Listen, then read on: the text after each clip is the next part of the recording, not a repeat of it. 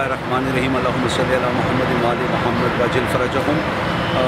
आप लोगों ने, पूरी आवाम ने ये कार्रवाई देखी है जो कल से पंजाब असम्बली में हो रही है, और जिस तरीके का जमहूरियत का मजाक उड़ाया जा रहा है। और ये जो एक लुटेरा है जिसका नाम जरदारी है, ये वो बदबख्त इंसान है कि जिसके हाथों हमेशा पार्लियामेंटेरियंस की बुरी लगी।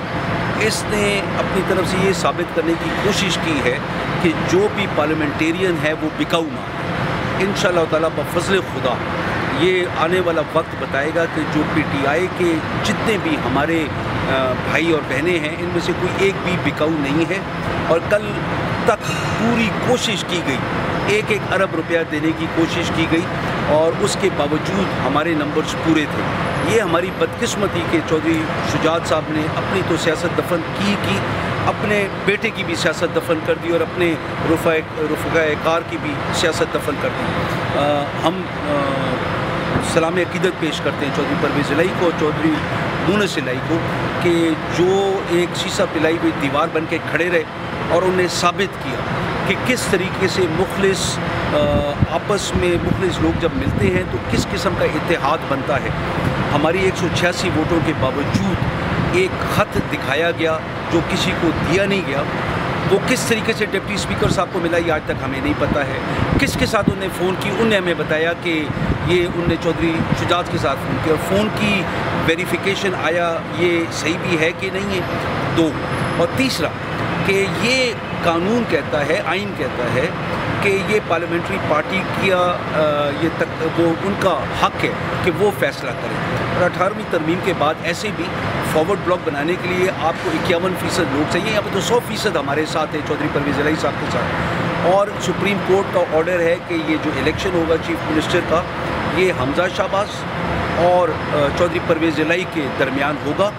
और ये आखिर में चौधरी शुजात की तरफ से जो ख़त आया है कि हमजा शहबाज को वोट दिया जाए, ये कॉन्फ्लिक्ट ऑफ इंटरेस्ट है। ये एक बदनीयती पे मबनी ख़त है जो दिया गया सिर्फ इस पूरे प्रोसेस को और पीटीआई की हुकूमत बनने से प्रोसेस को सैबोटाज करने के लिए। लेकिन हमें इस बात की फ़िक्र कोई नहीं है। हर आंधी के अंदर कोई सूरज की किरण होती है।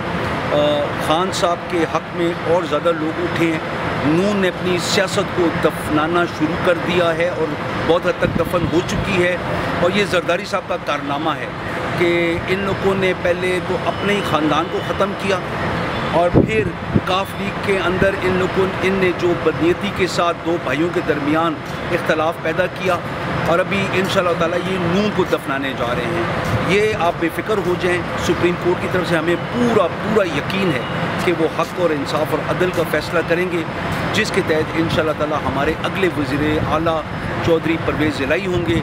और बदकिस्मती और उस बदनीयत इंसान जिसका नाम हमजा शहबाज है, उसको आप देखें 2 दफ़ा हलफ उठाया, अभी तक वज़ीर आला नहीं बने। तारीख़ में ये आज तक नहीं हुआ, लेकिन 2 दफ़ा हलफ उठाया। इस दफ़ा तो सुबह 7 बजे जाके उठाया, लेकिन फिर सुप्रीम कोर्ट ने कहा कि ये सिर्फ़ और सिर्फ ये इंटरिम चीफ मिनिस्टर है।